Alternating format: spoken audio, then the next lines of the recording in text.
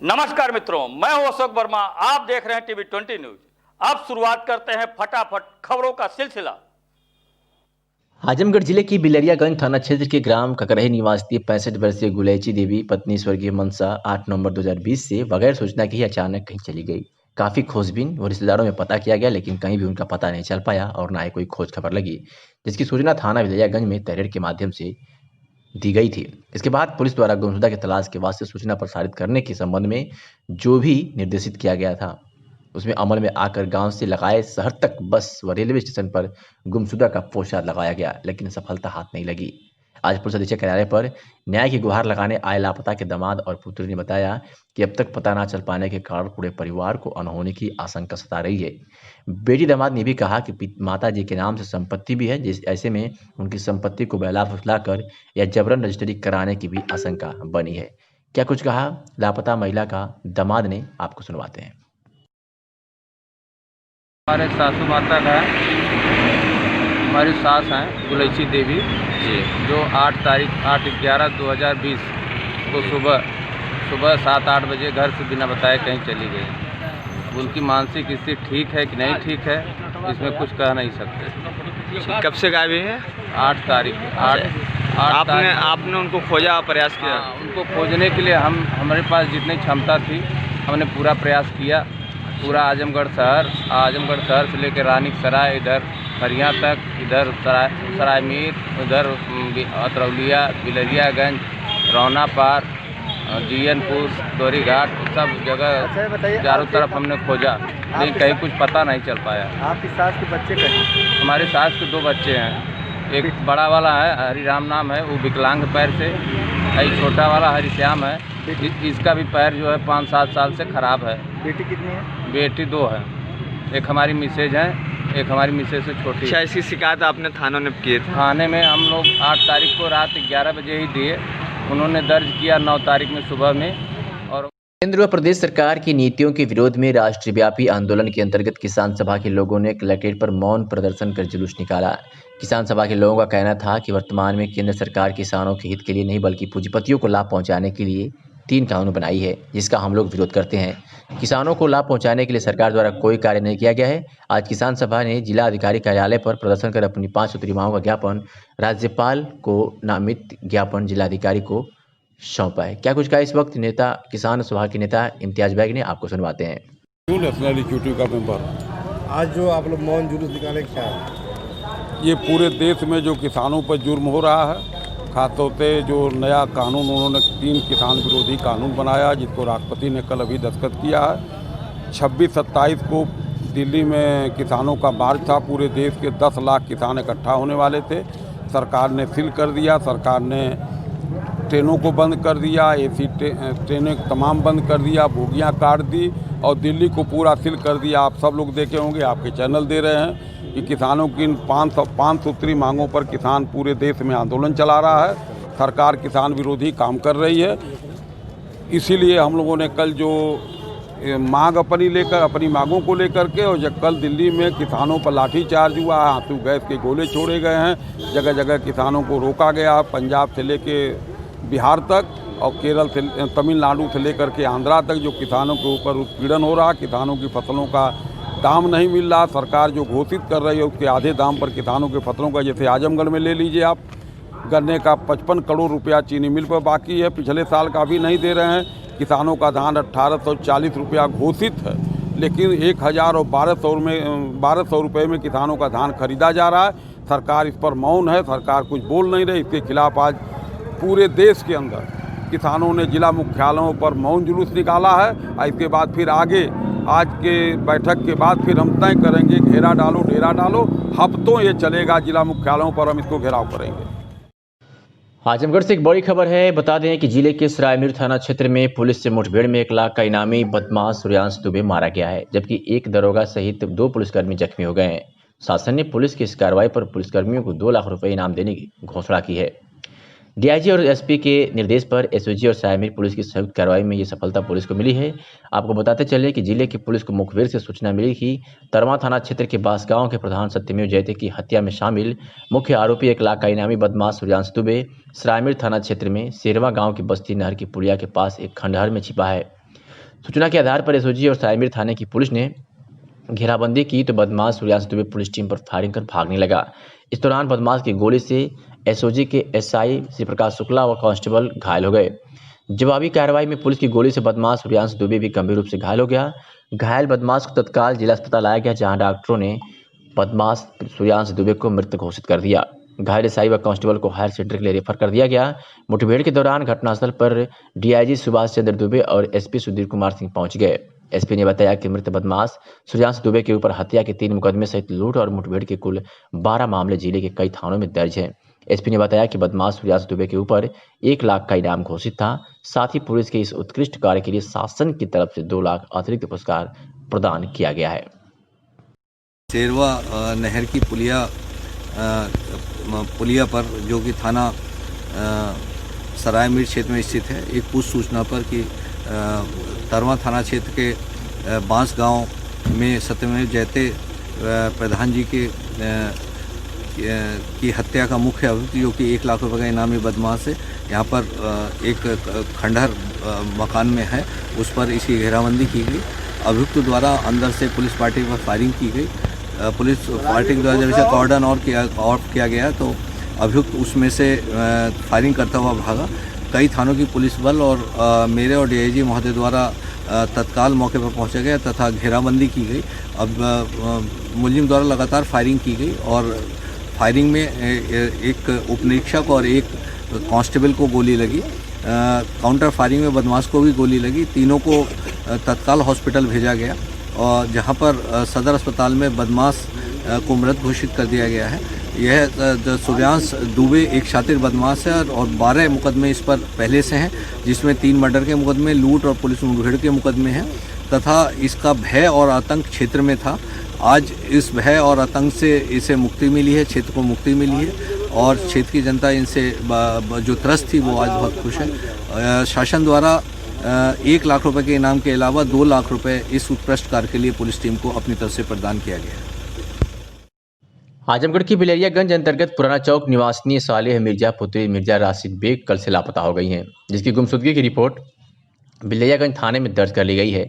अगर आपको कहीं भी ये बच्ची मिले तो इन नंबरों पर संपर्क करें। नंबर है 9807 44 97 61 और दूसरा नंबर है 78 97 90 32 24। इस बच्चे की उम्र 12 वर्ष और शरीर का रंग सांवला है। टीवी 20 न्यूज़ के इस नंबर पर भी आप सूचना दे सकते हैं, जिसका नंबर है 94 15 20 77 28 और 93 36 31 01 87। सूचना देने वाले को टीवी 20 न्यूज़ सम्मानित भी करेगा।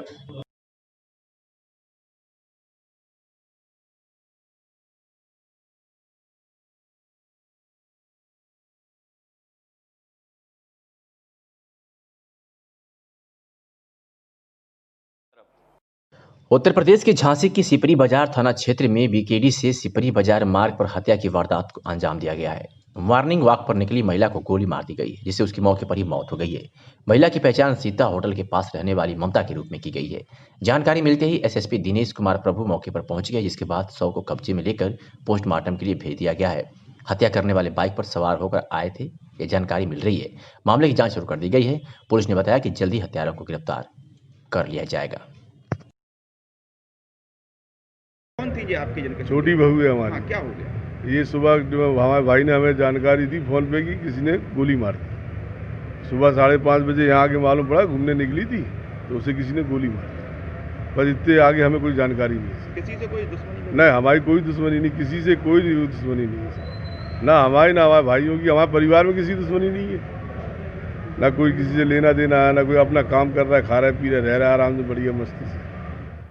पुलिस उप महानिरीक्षक आजमगढ़ सुभाष चंद्र दुबे ने लाइफलाइन अस्पताल पहुंच बीती रात हुई कुख्यात अपराधी और 3 लाख का इनामी सूर्यांश दुबे से हुई मुठभेड़ में घायल एसओजी के एसआई श्री प्रकाश शुक्ला व कांस्टेबल प्रदीप पांडे घायल हो गया था, जिनका उन्होंने हालचाल पूछा। मीडिया से हुई बातचीत में डीआईजी सुभाष चंद्र दुबे ने बताया कि सरायमीर थाना क्षेत्र में शेरवा गांव की बस्ती नहर की पुलिया के पास गुरुवार की रात 11 बजे के बाद पुलिस से मुठभेड़ में सूर्यांश दुबे घायल हो गया। अस्पताल आते समय उसकी मौत हो गई। मुठभेड़ के दौरान गोली लगने से एसओजी का एसआई श्री प्रकाश शुक्ला, कांस्टेबल प्रदीप पांडे घायल हो गए। पुलिस को कई मामलों में सूर्यांश की तलाश थी और प्रधान सत्यमेव जयते की हत्याकांड का आरोपी था। तरवा थाना क्षेत्र में प्रधान सत्यमेव जयते की हत्या की गई थी। सूचना मिलने के बाद एसपी सुधीर कुमार सिंह और डीआईजी सुभाष चंद्र दुबे मुठभेड़ स्थल पर पहुंच गए। सूर्यांश पर जिला प्रशासन ने 1 लाख का और शासन ने 2 लाख का इनाम घोषित कर रखा था। क्या कुछ कहा और डीआईजी सुभाष चंद्र दुबे ने, आपको सुनवाते हैं। सर, इनकाउंटर हुआ है और 3 लाख रुपए का इनामिया। पहली बात तो इस तरीके के पहला मामला इस तरह से है। दूसरा, अब आप हॉस्पिटल में आए हैं, जो घायल कर्मी हैं उनकी क्या स्थिति है, पूरे को तफसील। कल रात्रि में शरायमीर थाना क्षेत्र के शिरवा गांव के आउटर एरिया में एसओजी प्रभारी श्री प्रकाश शुक्ला व उनकी टीम के अन्य सहयोगियों के साथ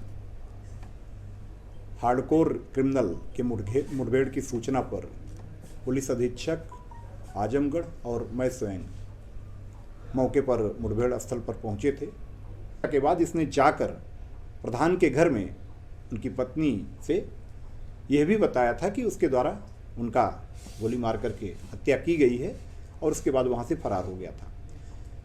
इस घटना को लेकर के वहां के स्थानीय लोगों में बहुत आक्रोश था और इसी कड़ी में वहां पर पुलिस के खिलाफ भी आक्रोश की स्थिति थी। वहां पर स्थानीय चौकी में भी तोड़फोड़ की घटना हुई थी। काफ़ी ये एक विभत्स घटना थी जिसको पुलिस ने एक चुनौती के रूप में लिया था। इसके पश्चात भी उक्त अपराधी द्वारा घूम घूम कर लूट की घटनाएं आसपास के जनपदों में भागकर कारित की जा रही थी। इस अपराधी के द्वारा मोबाइल फ़ोन का भी बहुत कम नाम मात्र का प्रयोग किया जा रहा था। ज़्यादातर मैसेंजर और व्हाट्सएप कॉलिंग के द्वारा इसके द्वारा अपने साथियों से संपर्क किया जाता था। उक्त अपराधी जिस पर एडीजी जोन आजमगढ़ की तरफ से 1 लाख रुपए का और शासन की तरफ से 2 लाख रुपए का पुरस्कार घोषित था। कल उक्त मुठभेड़ में उक्त अपराधी के पहले घायल होने और बाद में जिला चिकित्सालय में मृत पाए जाने के बाद निश्चित रूप से इसे आजमगढ़ पुलिस की एक बड़ी अचीवमेंट कहा जा सकता है। हमारे एसओजी प्रभारी श्री प्रकाश शुक्ला को मैंने अभी हॉस्पिटल में देखा है, डॉक्टर से भी परामर्श किया है।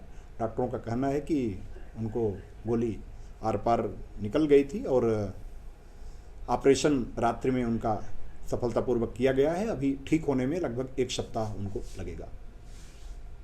अच्छा सर, ये जो अपराधी मारा गया इसने अपना नेटवर्क भी बना रखा था, खासतौर पर अब इसके पूर्वांचल में भी अपराध का कुछ नहीं है। निश्चित रूप से सूर्यांश दुबे जो एक हार्डकोर क्रिमिनल रहा है, उसके इनकाउंटर में मारे जाने के बाद न केवल आजमगढ़ और आसपास के जनपदों बल्कि पूर्वांचल में भी काफ़ी हद तक अपराध एवं अपराधियों के मनोबल पर निर्णायक प्रहार होगा। अभी इसके दूर दूर के नेटवर्क में और भी अगर कोई अपराधी हैं तो हम लोग निश्चित रूप से इस पूरे नेटवर्क को तोड़ने के लिए जी जान से कोशिश करेंगे। उक्त दलित प्रधान सत्यमेव जयते की हत्याकांड में जितने लोग नेम्ड थे वह सभी लोग पहले ही जेल जा चुके थे। केवल ये मुख्य शूटर सूर्यांश दुबे ही बाहर था और चूंकि ये मुख्य शूटर था और बहुत शातिर अपराधी था, इसलिए पुलिस भी पूरी मुस्तैदी के साथ, पूरी सतर्कता के साथ लगातार उक्त अपराधी के पीछे पड़ी थी और एक अनथक प्रयास के बाद, एक टीम एफर्ट के बाद आजमगढ़ पुलिस को ये बड़ी उपलब्धि मिली है, जिसके लिए पुलिस अधीक्षक आजमगढ़ और उनकी टीम बधाई की पात्र है। प्रतिभा निकेतन स्कूल में आयोजित मुद्दे की बात बंधु जी के साथ कार्यक्रम का आयोजन हुआ, जिसमें जनपद के समस्त शिक्षकों ने अटेवा के बैनर तले भाग लिया। राष्ट्रीय अध्यक्ष विजय बंधु ने बताया कि लगातार शिक्षकों के हित में उठाए गए कार्यों का अटेवा विरोध करता रहा है, परंतु पेंशन बहाल करने की मांग हो या शिक्षक हितों की बात, अटेवा हर जगह शिक्षकों को ही खड़ा रखता है। इस कार्यक्रम में मंडल अध्यक्ष ओपी राय, जिला चुनाव प्रभारी आशुतोष विक्रम, बाबूराम यादव, नवल किशोर सहित भारी संख्या में शिक्षकों ने भाग लिया। आगे क्या कुछ कहा राष्ट्रीय अध्यक्ष विजय बंधु, हम आपको सुनाते हैं। देखिए, मैं पिछले 10 तारीख से लगातार पूरे उत्तर प्रदेश के अंदर मुद्दे की बात बंधु जी के साथ एक अभियान चलाया हूँ। अभियान ये है कि जो जनवादी मुद्दे हैं वो कहीं न कहीं खो जाते हैं। मुद्दा क्या है? एनपीएस है, मुद्दा क्या है? निजीकरण है, मुद्दा क्या है? संविदा है, मुद्दा रोजगार है, जिस पर बात करने को कोई तैयार नहीं है। तो नौजवानों में तमाम सारा विचार विमर्श होने के बाद इस बात को लेकर हम अभियान चलाए हैं कि मुद्दे की बात होगी। आज बहुत बड़ी समस्या आप सामने देख रहे हो कि जो सरकारी कर्मचारी उनके एनपीएस दे दिया जा रहा है, जो पेंशन पुरानी पेंशन थी उसको ख़त्म कर दिया गया है। आज अगर देखें निजीकरण, हर संस्थान को निजीकरण कर दिया जा रहा है। रेल को, भेल को, एलआईसी को, जो भी चीज़ें मिल रही हैं सब के सब प्राइवेट सेक्टर में डाल दिया जा रहा है। तो हम सब उसी अभियान को लेकर चले हैं पूरे उत्तर प्रदेश के अंदर। आज आपके बीच में 26वां जिला है और 16वां मंडल है जहाँ अपनी बात रख रहे हैं। मंडलायुक्त विजय विश्वास पंत के निर्देश पर अपर आयुक्त प्रशासन अनिल कुमार मिश्र ने मंडल के जनपदों की नगर पालिकाओं एवं नगर पंचायतों के कार्यों की बिंदुवार समीक्षा की। इस दौरान तीनों जनपदों के कई निकायों में वसूली की स्थिति अत्यंत दयनीय पाए जाने पर उन्होंने सख्त नाराजगी व्यक्त करते हुए संबंधित अधिशासी अधिकारियों को आगाह किया कि यदि आगामी माह तक अपेक्षित सुधार नहीं आता है तो संबंधित अधिकारी के विरुद्ध सख्त कार्रवाई की जाएगी। अन्य निकायों में वसूली की स्थिति लक्ष्य के सापेक्ष है, जबकि मऊ जनपद की वसूली लक्ष्य के सापेक्ष मात्र 28% पाई गई, जिसमें नगर पंचायत चिड़ियाकोट में की 11%, अमिला की 18%, कोपागंज की 18, दोरघाट की 8, अब जबकि अदरी में कोई वसूली नहीं की गई। अन्य निकायों की स्थिति भी संतोषजनक पाई गई। इस प्रकार जनपद बलिया के अंतर्गत नगर पालिका परिषद बलिया में 28%, रसला रेवती सहतवार चितौड़ा गांव आदि में भी लक्ष्य से कम वसूली पाई गई। जनपद बलिया की औसत वसूली 58% है। आजमगढ़ जनपद में पुलिस अधीक्षक के निर्देशानुसार अपराधियों पर नियंत्रण हेतु चलाए जा रहे क्लीन अभियान के तहत जनपद की पुलिस को बड़ी कामयाबी हाथ लगी है। आपको बता दें कि थाना कप्तानगंज की पुलिस ने यौन शोषण के एक आरोपी को जहां गिरफ्तार करने में सफलता हासिल की है, तो ही थाना रौना पार की पुलिस ने भी एक नफर वांछित को गिरफ्तार किया है। बात करें अगर थाना मेहनगर पुलिस की, तो मेहनगर पुलिस ने भी पॉक्सो एक्ट से संबंधित एक वांछित अभियुक्त को गिरफ्तार कर बड़ी सफलता हासिल की है। इस तरह की गिरफ्तारी से अपराध खेमे में जहां हड़कंप मचा हुआ है, तो जनपद वासियों के चेहरे पर मुस्कान देखने को मिल रही है। जिलाधिकारी राजेश कुमार द्वारा स्वामित्व योजना अंतर्गत ग्राम फुलाइच एवं भुआलपुर तहसील मेहनगर में ड्रोन द्वारा निरीक्षण किया गया। जिलाधिकारी ने बताया कि स्वामित्व योजना के अंतर्गत अब तक 216 ग्रामों की मैपिंग ड्रोन द्वारा कराई जा चुकी है। ग्रामों की मैपिंग कराने के बाद प्रत्येक ग्राम का मैप बनाया जाएगा और प्रत्येक ग्राम में प्रत्येक प्लाट का नंबर आवंटित कर दिया जाएगा, जिससे आबादी के विवाद समाप्त हो जाएंगे। इसके साथ ही स्वामित्व योजना अंतर्गत समस्त ग्रामों की मैपिंग कराई जाएगी। ग्राम फुलाइच में आबादी में किए गए चूने के छिड़काव का ड्रोन सर्वे किया गया। ग्राम भुआलपुर की एक बस्ती में 7 घर एवं दूसरी बस्ती में 8 घरों के पास आबादी के मध्य चूने का छिड़काव हल्का कराया गया था, जिसके कारण सर्वे कार्य प्रभावित हो रहा था। अशोक कुमार ग्राम पंचायत अधिकारी द्वारा कोई संतोषजनक उत्तर न दिए जाने पर जिलाधिकारी ने मुख्य विकास अधिकारी को निर्देश दिए कि उक्त ग्राम पंचायत अधिकारी के विरुद्ध समुचित कार्रवाई करें।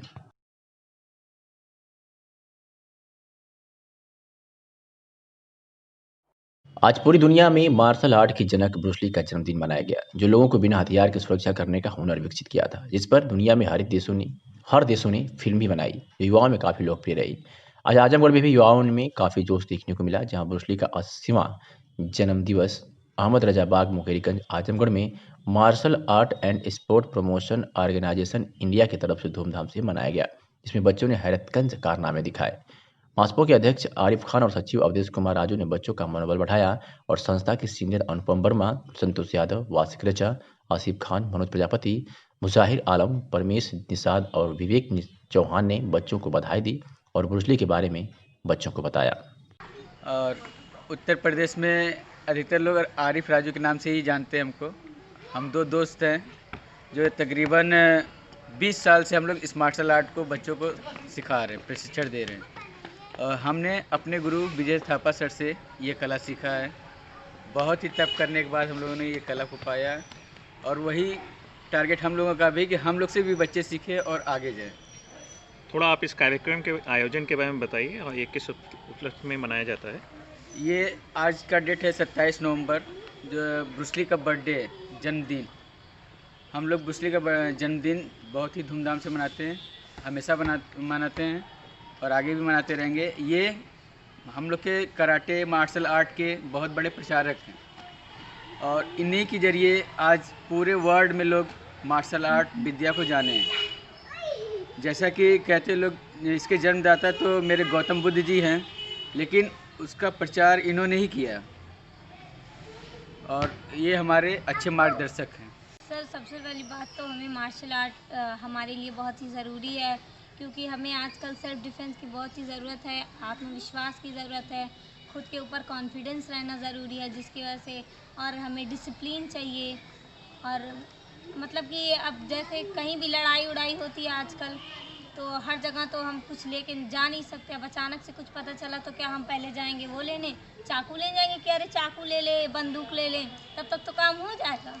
लेकिन हमारे हाथ पैर नहीं अलग हो सकते ना, हमारे हाथ पैर तो हमारे साथ ही में रहेंगे और हम उनसे फाइट कर सकते हैं। इससे हमारा स्टेमिना बढ़ता है, हमारा कॉन्फिडेंस बढ़ता है और बहुत से फ़ायदे हैं इससे। लेकिन ये बात भी है कि लड़कियों को हर एक फील्ड में आगे होना चाहिए और ये काफ़ी अच्छा फील्ड है। आजकल के लोगों को मतलब देखा जाए तो ज़्यादातर गर्ल्स जो है मेकअप, मॉडलिंग, इन सारी चीज़ों में ज़्यादा इंटरेस्ट लेती हैं।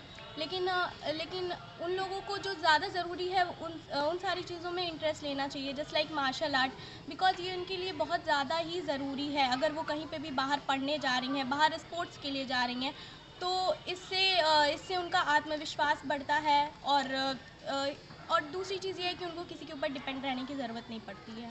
मंडलायुक्त विजय विश्वास पंत ने कहा है कि आजमगढ़ विकास प्राधिकरण के अंतर्गत आने वाले क्षेत्रों में निर्माण कार्यों हेतु नक्शा स्वीकृत कराए जाने के संबंध में अपेक्षित जानकारी नहीं होने के कारण प्रायः प्रकरण विलंबित हो जाता है। इसलिए प्राधिकरण के अंतर्गत आने वाले लोगों को नक्शा स्वीकृत कराने की संपूर्ण प्रक्रिया से अवगत कराया जाए।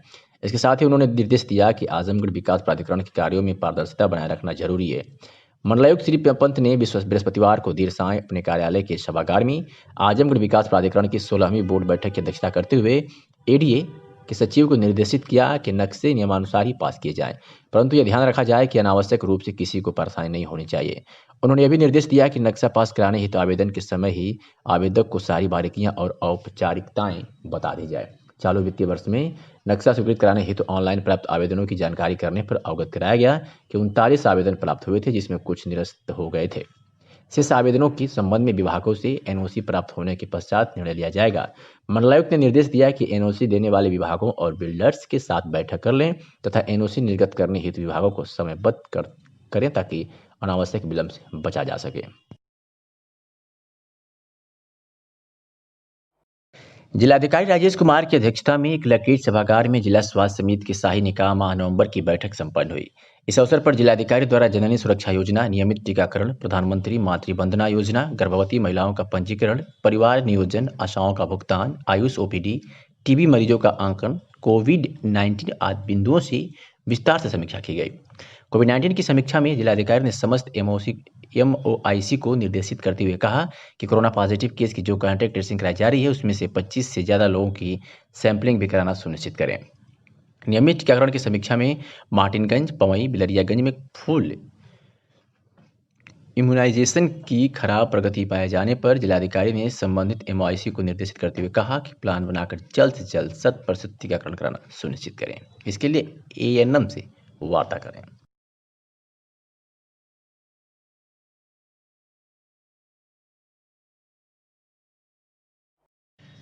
कांग्रेस प्रवक्ता ओकार पांडे ने प्रेस वार्ता में कहा कि तीनों काले कृषक कानूनों के विरोध में आंदोलित किसानों के साथ सरकार द्वारा कराई जा रही दमनात्मक कार्रवाई की निंदा की और कहा कि कांग्रेसी सरकारों ने हमेशा संवैधानिक मूल्यों की वास्तविक रूप में रक्षा की है।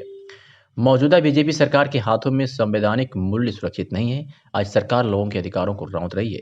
लोकतांत्रिक तरीके से किसानों, गरीबों, मजदूरों, पीड़ितों की आवाज़ उठाने वालों और सरकार की गलत नीतियों का विरोध करने वालों को बीजेपी सरकार फर्जी मुकदमे लाकर उनकी आवाज़ दबाने का काम कर रही है। उनके पीछे ईडी, सीबीआई, पुलिस लगाकर उनके आंदोलनों को कुचलने का काम कर रही है। आज देश का अन्नदाता किसान, कृषक उपज व्यापार और वाणिज्य कानून 2020, कृषक कीमत आश्वासन और कृषि सेवा पर करार कानून 2020 और आवश्यक वस्तु संशोधन कानून 2020, तीनों काले कानूनों के विरोध में किसान सड़कों पर है। तानाशाह सरकार किसानों की बात सुनने के बजाय अन्नदाता पर इस कड़ाके की ठंड में पानी की बौछार करवा रही है। वर्तमान बीजेपी सरकार में संवैधानिक मूल्य सुरक्षित नहीं है। कांग्रेसी सरकारों में हमेशा संवैधानिक मूल्यों की रक्षा की गई। कांग्रेस जब भी किसानों, दलितों, पीड़ितों, शोषितों की आवाज़ उठाती है, उनके नेताओं को फर्जी मुकदमों में जेल में डाल दिया जाता है। उनके पीछे ईडी, सीबीआई लगा दी जाती है। काले किसान कानूनों के विरोध में आज किसान आंदोलित हैं। इस सर्दी के मौसम में सरकार उनका दमन कर रही है, उनके ऊपर पानी की बौछारें की जा रही हैं। उनके ऊपर आंसू गैस के गोले दागे जा रहे हैं। किसान की लड़ाई के साथ कांग्रेस हमेशा खड़ी रही है और खड़ी रहेगी।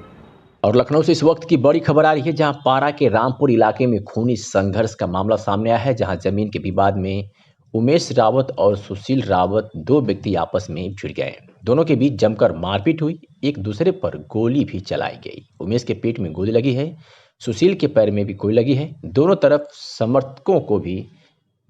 समर्थकों को भी चोटें आई है। इससे पहले भी कई बार विवाद हो चुका था इसकी विवादित जमीन को लेकर, लेकिन पुलिस इस पूरे मामले में लापरवाह बनी नजर आई। घायलों को ट्रामा सेंटर भेजा गया है और मौके पर पुलिस के अधिकारी पहुंच चुके हैं।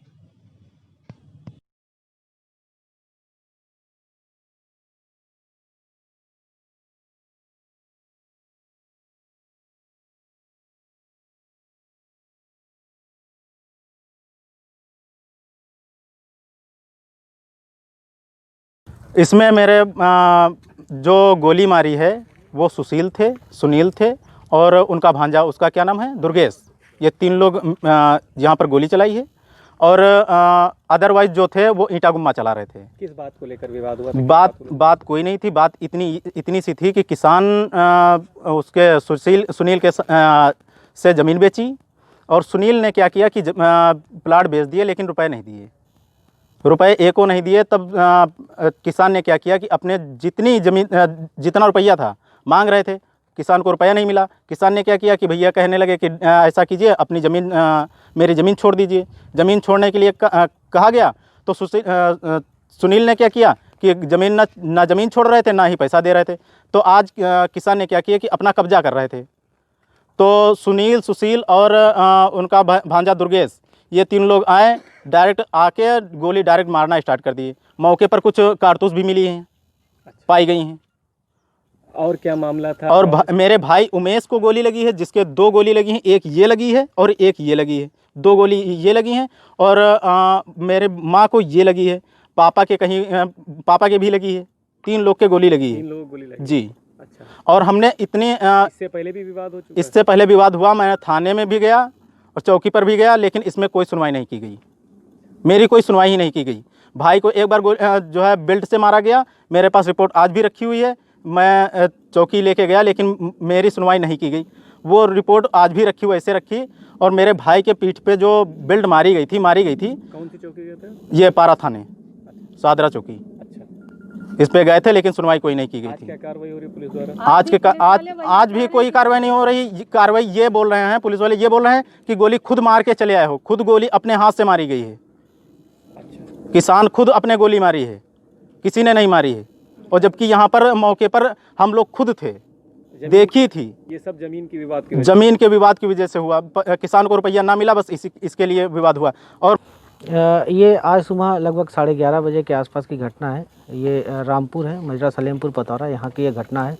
यहाँ पे बताया जा रहा है कि ये उमेश कुमार रावत, यहाँ पर ये जो इनकी ज़मीन है, यहाँ इनका विवाद चल रहा था सुशील रावत नाम के एक व्यक्ति से। यहाँ पर कुछ ये काम करवा रहे थे ज़मीन के ऊपर, जिसमें विपक्षीगण आते हैं और मारपीट होती। शुरू में गाली गलौज होती है, उसके बाद फिर तमंचे से फायर करते हैं। फायर करने के बाद वो दोनों लोगों को, उधर से भी एक व्यक्ति बताता है कि मेरे ऊपर भी फायर हुआ है। अभी उसकी जांच चल रही है। प्रकरण को गंभीरता से लिया जा रहा है। मौके पर जो भी साक्ष्य है उसको संकलित करके और मुकदमा लिखवाकर आगे की विधिक कार्रवाई की जाएगी। कई राउंड फायर हुआ है और इससे पहले भी विवाद हो चुका है क्या इन लोगों के बीच में? अभी उसकी जांच चल रही है। 2 कारतूस जो हमें अभी मौके से बरामद हुई, उसको हमने अपने कब्जे में लिया हुआ है। पहले का जो विवाद था, इनके प्रिवेंटिव भी किया गया था। 107-16 की कार्रवाई पहले भी इनके ऊपर हुई थी और एक मुकदमा भी पहले पंजीकृत है, उसमें भी कार्रवाई हो चुकी है। और अभी जो भी तहरीर देंगे उसके आधार पर, साक्ष्य संग्रहित कर उसके आधार पर नियमानुसार कार्रवाई की जाएगी। घायलों की हालत कैसी बताई जा रही है और कितनी गोलियां लगी इन लोगों को? अभी स्थिर है। अभी अस्पताल तक पहुंचे नहीं, ट्रॉमा रेफर किया गया है। अभी अस्पताल तक पहुंचे नहीं है। जैसे ही डॉक्टर देख लेगा, जैसी भी बात होगी आप तक पहुंचा दी जाएगी। मुख्यमंत्री योगी आदित्यनाथ के निर्देश पर पूरे प्रदेश भर में माफियाओं के खिलाफ अभियान चलाए जा रहे हैं। इसके तहत पुलिस अधीक्षक आजमगढ़ के निर्देश पर माफिया डॉन ध्रुव सिंह उर्फ कुंटू सिंह के खिलाफ लगातार कार्रवाई की जा रही है। इसके तहत प्रशासन ने आज माफिया डॉन कुंटू सिंह की 21 बीघा जमीन को कब्जा किया है, जिसकी बाजारू कीमत 1 करोड़ रुपए आंकी गई है। तो वही परिजनों के नाम भी 28 बीघा जमीन है, जिसको प्रशासन ने कब्जे की कार्रवाई कर जब्त किया है। तहसीलदार सगड़ी ब्रजेंद्र कुमार उपाध्याय को प्रॉपर्टी के लिए प्रशासक नियुक्त किया गया है। उन्होंने बताया कि जब्त की गई भूमि पर खड़ी धान की फसल जो 15 बीघे पर उगाई गई थी को कंबाइन मशीन और मजदूर लाकर कटवाया गया। यह सरकारी क्रय केंद्र पर बेचकर सरकारी खजाने में जमा कर दिया जाएगा, जो जैनपुर कोतवाली क्षेत्र में माफिया डॉन के परिजनों के नाम से दर्ज थी। आज जैनपुर कोतवाल नंद कुमार तिवारी, तहसीलदार ब्रजेंद्र कुमार उपाध्याय, राजस्व निरीक्षक वीरेंद्र मिश्रा एवं कई लेखपालों के साथ और भारी फोर्स को लेकर काटा संख्या 126 कुल 21 बीघे जमीन को 17 नवंबर को जब्त कर डुग्गी पीट कर छन्नी लगाते हुए जब्त की गई थी। ज्ञात हो कि माफिया डॉन कुंटू सिंह पूर्व विधायक सर्विस उर्फ सीपू सिंह की हत्याकांड के आरोप में जेल में बंद है और जेल से ही अपने अवैध कारोबार को अपने गुर्गों द्वारा संचालित कर रहा है।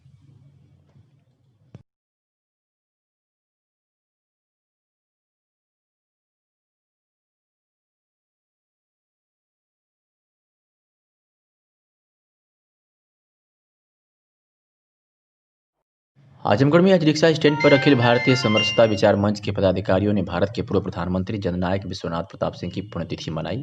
इस दौरान अखिल भारतीय समरसता विचार मंच के राष्ट्रीय अध्यक्ष मोहम्मद जाहिद उर्फ आज़ाद ने बताया कि आज हम लोग भारत के पूर्व प्रधानमंत्री जननायक विश्वनाथ प्रताप सिंह की पुण्यतिथि मना रहे हैं। वे सदैव गरीबों वंचितों के बारे में सोचते रहे। उन्होंने गरीबों को 27% आरक्षण देने का काम किया।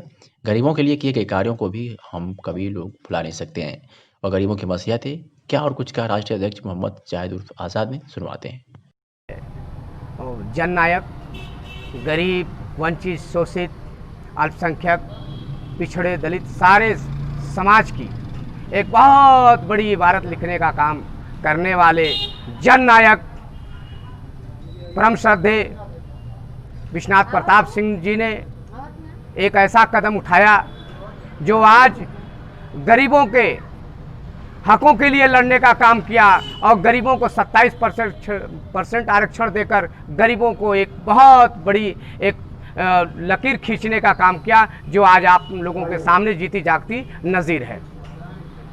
उनके याद में पूर्व में भी हम लोग मनाते थे हर वर्ष के भांति, इस वर्ष भी उनकी जो है पुण्यतिथि मनाई जा रही है। और आज संकल्प लिया जाएगा कि हिंदुस्तान के लोकतंत्र में बैलेट पेपर से चुनाव कराने जाने के संदर्भ में आज संकल्प हम सब लोग लेंगे कि जो कीमत नौकरानी की है वही कीमत मेहतरानी की है।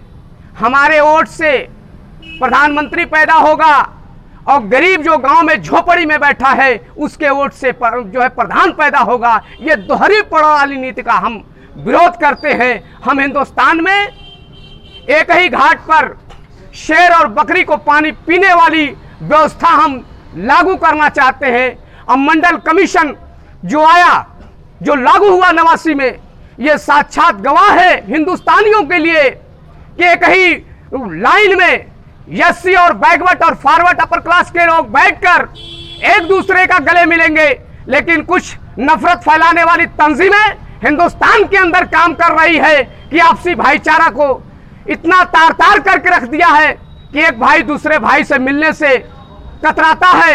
एक भाई के बगल का घर जो मायूस बेचारा सुबह में निकलता है अपने घर से, अब वो बड़ा परेशान होकर चला जाता है। तो हमें हिंदुस्तान को मजबूत देखने के लिए पिछड़े, दलित, अल्पसंख्यक सबके सम्मान के लिए आज हम लोग संकल्प लेने आए हैं। और आज पुण्यतिथि के शुभ अवसर पर आप पत्रकार साथी हैं, हिंदुस्तान के चौथे स्तंभ है, आप लोग भी संकल्प लेके जाइए कि आप लोगों की आवाज कहीं कहीं दबाई जाती है, आप लोगों की आवाजों को मजबूत किया जाए।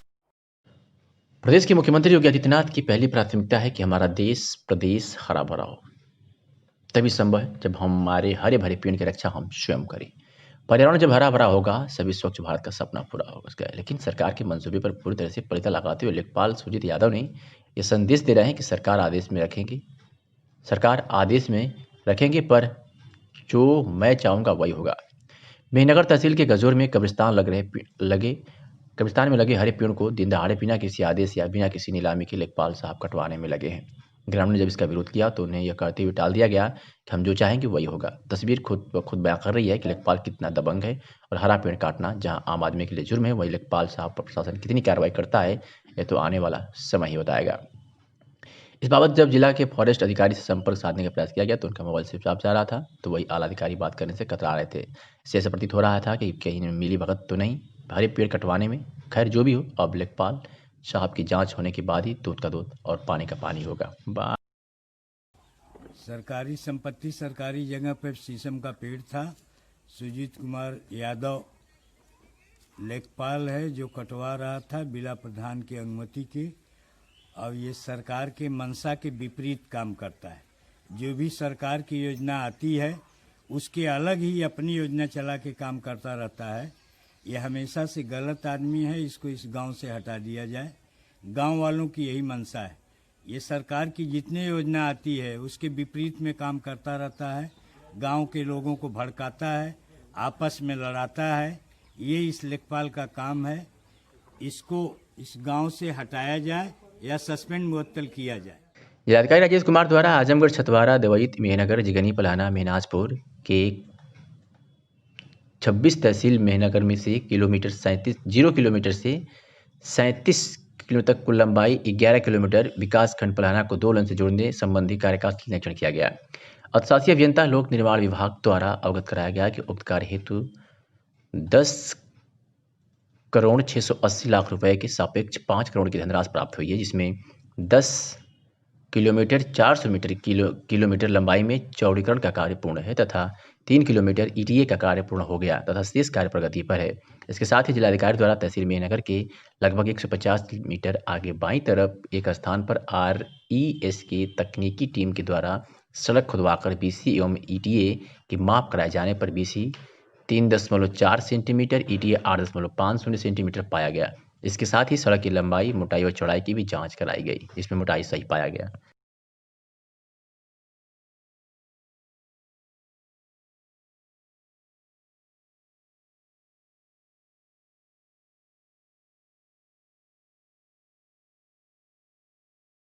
करीब 2.5 दशक से लापता अधेड़ ने जब तहसील में अपने माँ बाप को देखा तो फूट फूट कर रोने लगा। माँ बाप भी भाव विभोर हो गए। यह वाकया है आजमगढ़ के राजेंद्र पुत्र बनवारी की, जो मानसिक हालत खराब होने से 26 साल पहले लापता हो गया था।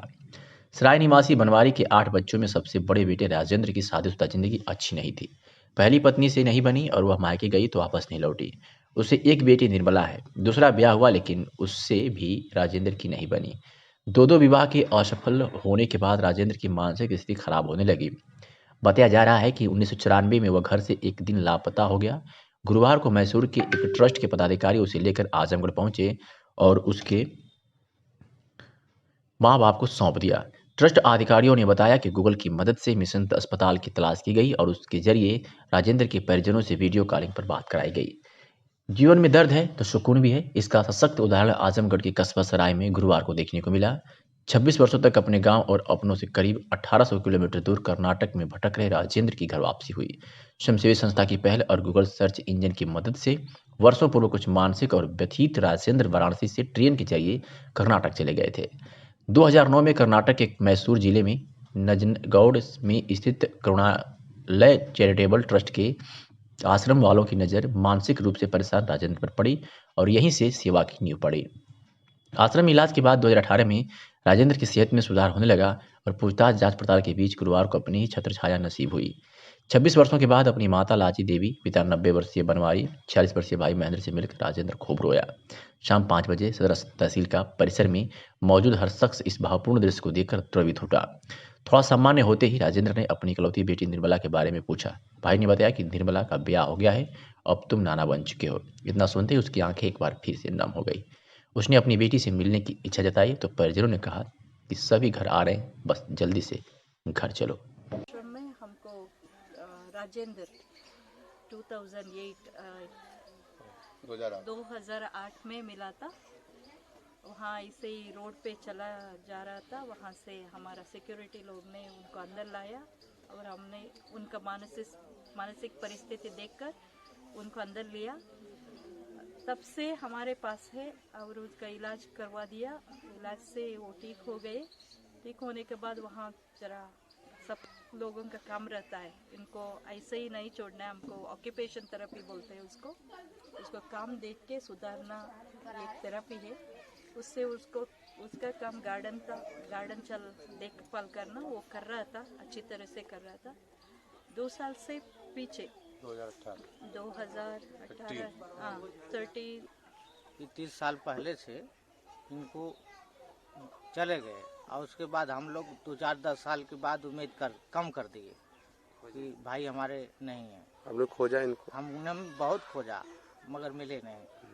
शाम का एक दिन भर रहल जा भले मगर खाना खा लिहल जा तो यह कहीं पावत हो कि ना 2-4 भोजन